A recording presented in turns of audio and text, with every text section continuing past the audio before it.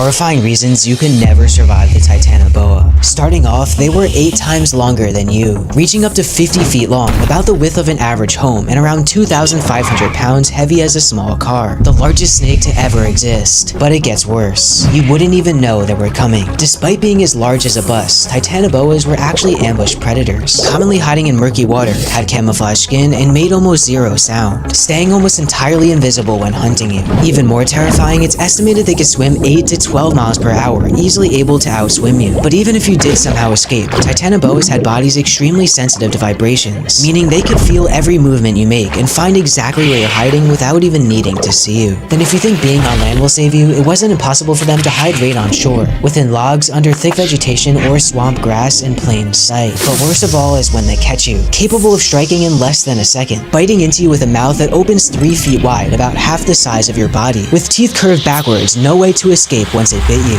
And it wouldn't end quickly, slowly wrapping around your body, squeezing so hard, it would feel like a small car laying on top of you, cutting off your blood flow, all until you stop moving, swallowing you entirely whole.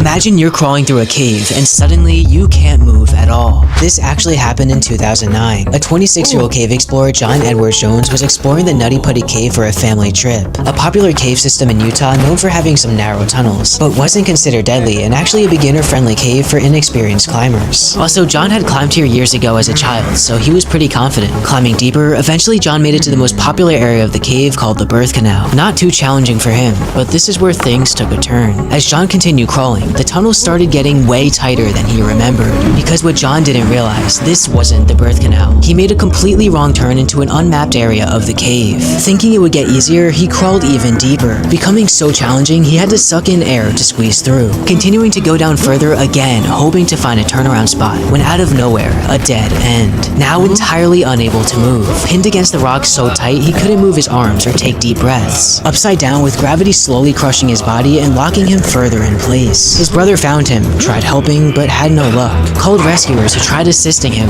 breaking rocks, and even a pulley system, but nothing they did was working. Spending a full 25 hours in this nightmare, until the pressure from being upside down caused John's body to give out. Where to this day, John is still there, forever sealing off the cave as his tomb. Does anyone got food? I'm starving! Let me see. We got some seeds.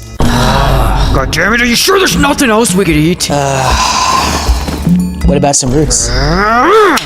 This gotta be rage bait or something, dude. Yeah, what the hell? We want meat. Huh? What? What's that? Meat. Meat? What do you mean meat? Meat. Meat? Oh, God. Come on, you guys are such p***s. Let's go. John, I don't know, dude. I think the seeds are just fine, actually. No, I'm sick of this. I'm killing this thing. John, no. John, no! John! I told you it's nothing, dude. Come on, let's go. Meat.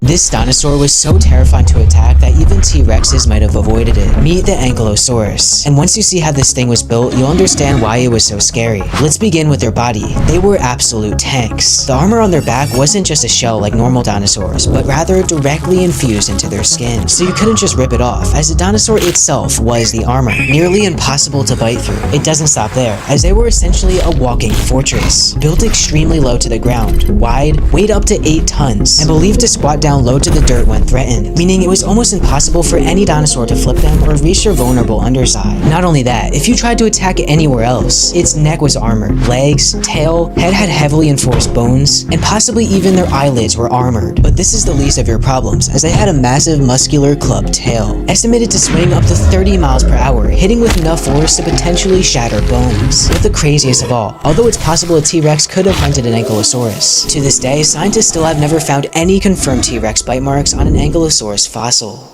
Penguins are a lot darker than you thought, and nowhere near as innocent as they seem. But why? Firstly, penguins can get extremely violent. Despite looking harmless, many male penguin species have been observed brutally fighting each other over things like territory, eggs, or mating partners. So bad, they sometimes leave each other critically injured or even dead, and they only get more disturbing, as penguins are chronic thieves, often spotted stealing rocks from other penguins' nests that took days to build, leaving the eggs without protection to help their own. Or even crazier, penguin prostitution can take place for the Adelie species. Valuing rocks so much, it's essentially a form form of currency, where female penguins might mate with males for an exchange of some rocks. And somehow it gets worse, as emperor and king penguins are known to kidnap babies. Usually after losing theirs, instincts can make them steal and raise a random chick as their own. Or sometimes, penguins might even abandon their own child. Although for survival, they're known to leave the weakest chick behind to die, only helping the healthier one. And let's say the weaker chick does survive, while they're still known to get bullied by stronger ones, being pushed and hit around. Then even if you are a healthier chick, you're not safe from deadly things like trampling, freezing, starvation, or being hunted.